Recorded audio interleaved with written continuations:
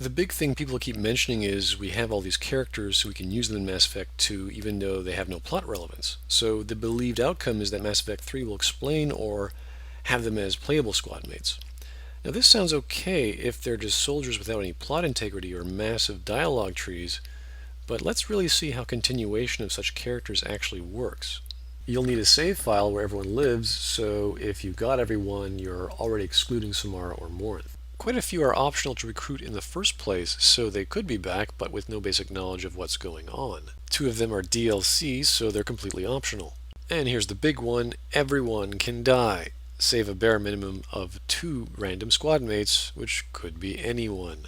You could simply be a new Mass Effect 3 player with no save file import. If we use Mass Effect 2's new game option as an example, Rex died, the Rachni died, heck, lots of death going on. Then there's Casey Hudson's interview. I think the development of some of the existing characters people continue to enjoy, like the stuff with Garrison Tally, we always try to balance the fact that people will say, I want all my characters back from the previous game because that's what made the first game great. But when you think about it, part of what made the previous game great is the process of meeting those characters for the first time. That has to be part of the experience too, how you meet new characters. This was set in June 2010, well after the start of development of Mass Effect 3. Aside from BioWare pulling a Lazarus project on everyone, all I can see is them fleshing out surviving characters like love interests, and granting them cameos and potentially developing their character further.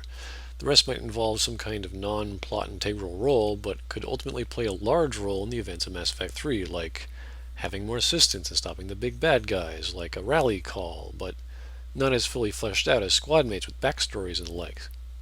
Although it could involve the complex placeholder system based on class or plot role function, but that's a stretch. While all characters are entertaining in their own respect, and some have dramatic, personal, and ethical lessons to share, save one, they all had nothing to do with the plot, and are all interchangeably cannon fodder. Maybe in the sequel they'll impact the plot or ending somehow. If not, maybe we'll get a really cool email. Ooh.